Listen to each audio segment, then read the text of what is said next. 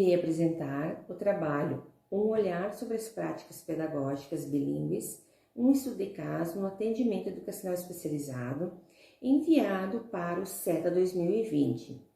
As autoras: Cleusa, doutora em Educação, Geise, doutora em Letras, Ana Cecília, doutora em Letras e Sonise Lepke, doutora em Educação. Todas nós somos professoras na Universidade Federal da Fronteira Sul, em Cerro Largo e Erechim. O que nos motivou a participar neste evento foi poder fazer essa troca de conhecimentos em relação à educação e educação inclusiva. Percebe-se que o evento tem atividades interessantes e nos impulsionaram a querer fazer essa troca de experiência. Faz-se necessário, então, conversar com os pares, com os outros profissionais da área, para pensar em como podemos melhorar a nossa atividade docente e também as nossas práticas pedagógicas em sala de aula. Com isso, o objetivo do nosso estudo foi de promover espaços coletivos de discussão e diálogos sobre o atendimento educacional especializado, que tenha meios de favorecer a aprendizagem da criança surda, a fim de respeitar a sua condição bilíngue. Para tanto, a nossa pergunta de pesquisa foi: quais práticas de ensino e de aprendizagem são efetivadas em sala de aula de estudantes ouvintes e surdos e quais as implicações dessas práticas para o desenvolvimento desses sujeitos surdos em uma perspectiva de educação inclusiva?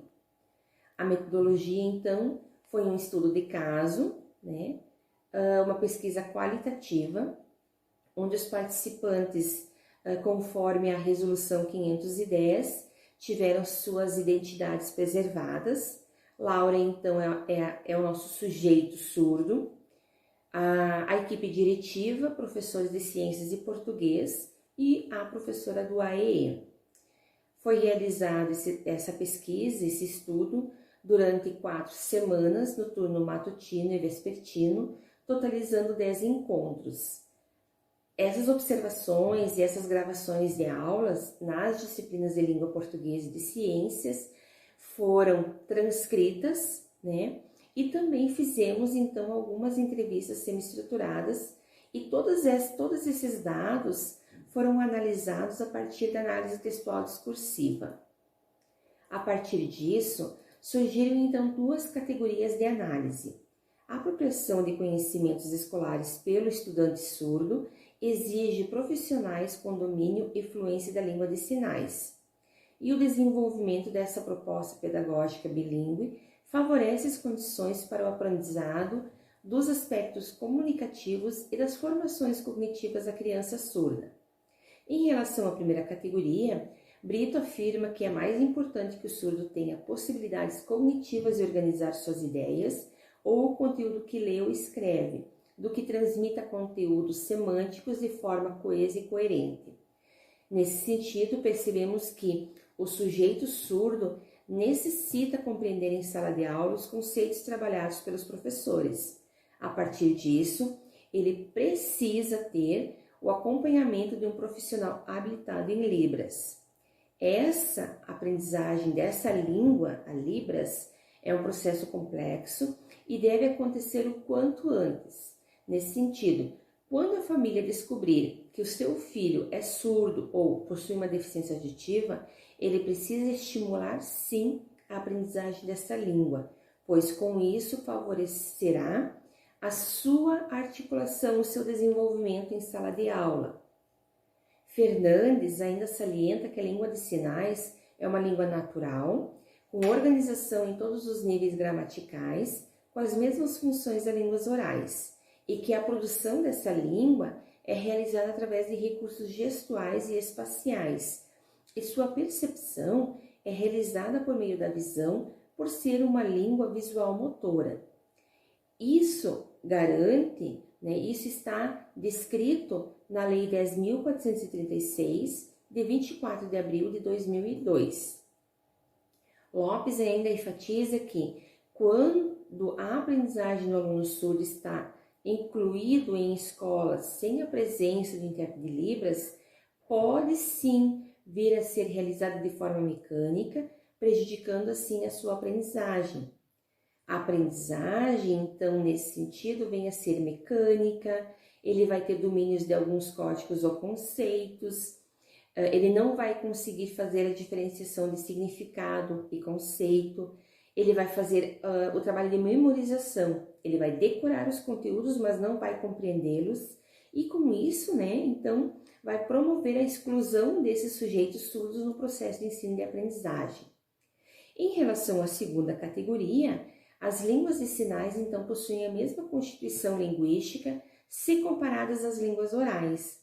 A legislação que ora nós temos, que está vigente, garante a língua de sinais como primeira língua e o português como segunda língua na modalidade escrita.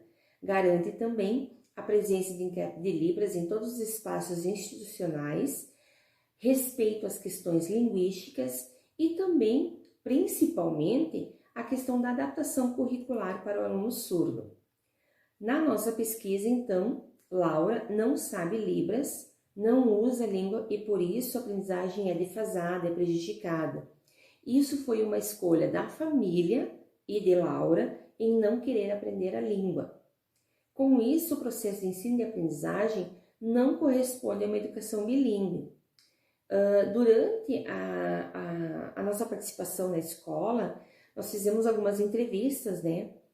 E a orientação escolar nos afirmou que, durante a matrícula de Laura na escola, a família deixou muito claro que eles não queriam e não aceitavam a aprendizagem da língua, da Libras, né? Porque eles acreditavam que essa língua iria limitar Laura em relação ao conhecimento, né? E por isso Laura, então, não aprendeu até hoje, no caso, e a gente percebeu que Laura tem muita dificuldade tanto na compreensão dos conteúdos como também na oralização. Em escolas de ensino regular, a dificuldade dos surdos está basicamente em duas situações. A primeira, na falta de profissionais habilitados para interpretação e tradução de Libras, né? A segunda, então, na postura do docente em não conseguir promover essa aprendizagem sem rotulá-lo como alguém que não possui condições de aprendizagem equivalentes às do ouvinte. E isso é falso, porque o surdo, a partir do momento em que ele tiver um apoio, a partir do momento que ele tiver uma equipe que o estimule, que o faça acreditar no seu potencial, o aluno surdo ele consegue sim trabalhar, consegue sim aprender todos os conceitos que os alunos ouvintes também aprendem, porque ele vai ter interação, ele vai ter o apoio desse intérprete de Libras. Dessa forma, o que nós podemos concluir em relação à nossa pesquisa? Que a importância da língua de sinais para a constituição do sujeito surdo é muito necessário a Libras para que o surdo possa constituir-se como sujeito surdo. As escolas necessitam, então, de uma proposta que tenha uma perspectiva inclusiva e deve ser consenso entre todos da comunidade escolar. Tudo isso ainda é um desafio para as escolas e principalmente para muitos professores. Dessa forma, necessita de uma reestruturação em relação à formação e capacitação dos professores e ainda em relação à postura, em relação aos documentos da própria escola. Muito obrigada e espero ter contribuído com o evento.